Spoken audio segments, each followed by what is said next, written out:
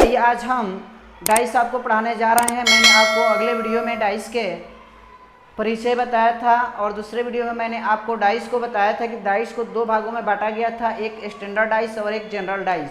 मैंने standard dice का जितना टाइप था आपको प्रत्येक टाइप पर एक एक क्वेश्चन बता चुका था। अगर आप नहीं देखे हैं तो आप मेरे डिस्क्रिप्शन में जाकर वहाँ से स्टैंडर्ड डाइस के बारे में आप जान सकते हैं। आज हम आपको जनरल डाइस पढ़ाएंगे और जनरल डाइस में जितने टाइप आते हैं सब टाइप को मैं एक एक करके आपको पढ़ाऊंगा। उसके बाद आप भारत का कोई भी किताब उठाकर बनाइए, आपके चुटकियों में सवाल सॉल्व होंगे। तो आइए देर न करते हुए हम आपको जनरल डाइस के प्रत्येक टाइप को बता देते हैं। देखिए मेरा आज का हेडिंग है जनरल डाइस, जिसको आप हिंदी में साधारण पासा कहेंगे, साधारण पासा, या आप इसको सामान्य पासा के भी नाम से जाना जाता है। तो आइए मैं आपको टाइप 1 में सिखाते हैं कि किस तरह से टाइप 1 में क्वेश्चन कॉम्पिटिटिव एग्जामों में पूछा जाता है। इस पर आपको क्या करना है, गौर फरमाना है। तो क्वेश्चन देखिए किस तरह से दिया रहता है। आपका क्या करेगा कि दो गो आपको डाइस बना दिया जाएगा, जो हम अभी आपको बना के दिखा दे रहे हैं। टाइप 1 में कैसे क्वेश्चन पूछता है, इस तरह से क्या करेगा आपको, और इसमें 6, 2, 5, 4, 3 और 2, ठीक है, दिया रहेगा। तो देखिए इस तरह से आपको क्या करेगा, दो गो पासा दे देगा और क्वेश्चन में लिखा रहेगा, ये रहेगा कि दिए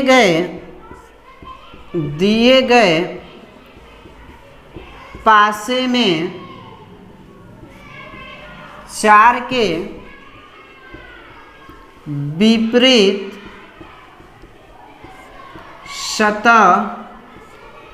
सतह पर कौन सा अंक होगा।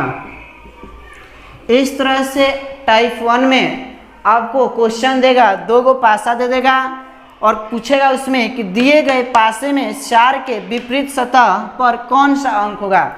यहाँ पर 4 भी पूछ सकता है, 5 भी पूछ सकता है, 6 भी पूछ सकता है, 3 भी पूछ सकता है।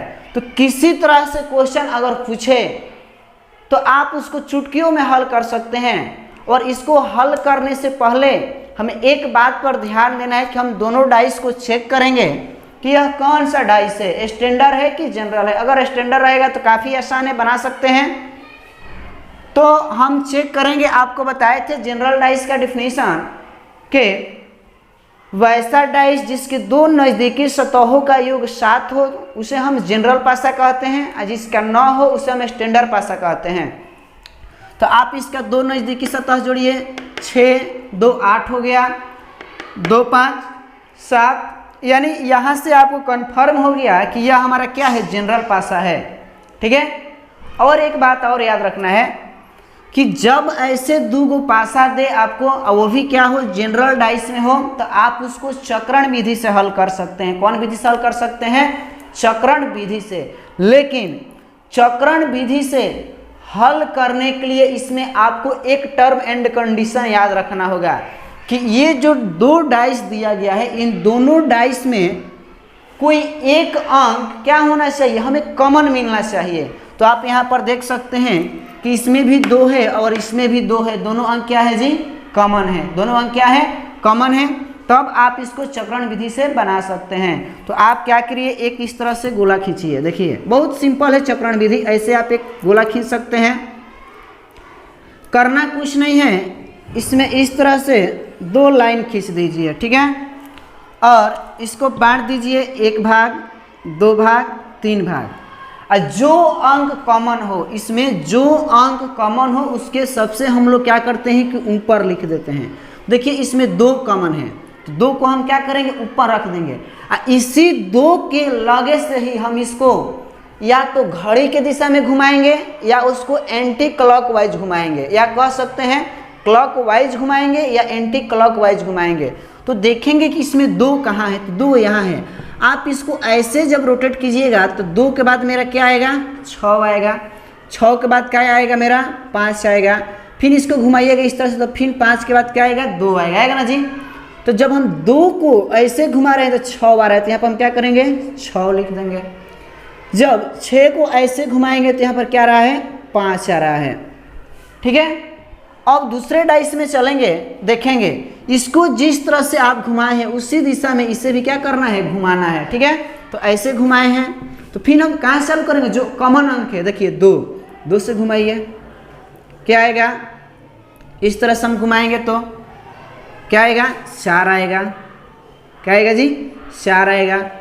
4 को ऐसे रोटेट कीजिए, क्या आएगा मेरा, 3 आएगा। हो गया।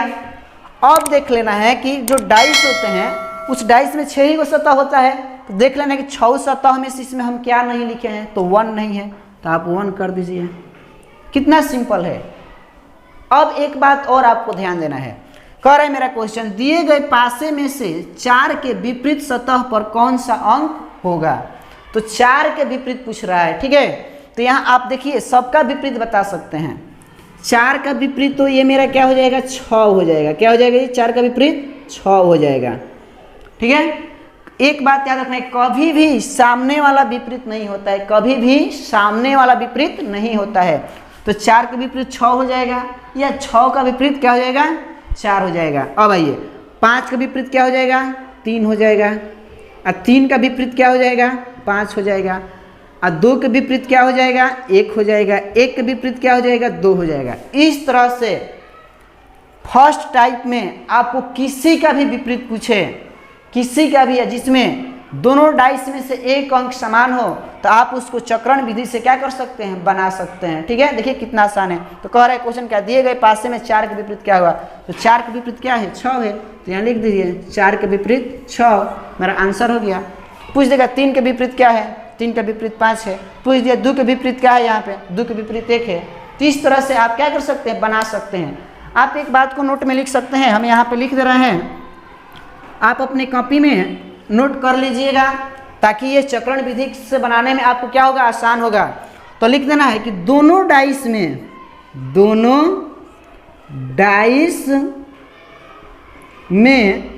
क्या लिखना है जी, दोनों डाइस में कोई एक अंक कॉमन होना चाहिए। क्या होना चाहिए बाबू, कॉमन होना चाहिए, कॉमन होना चाहिए। तभी हम चक्रण विधि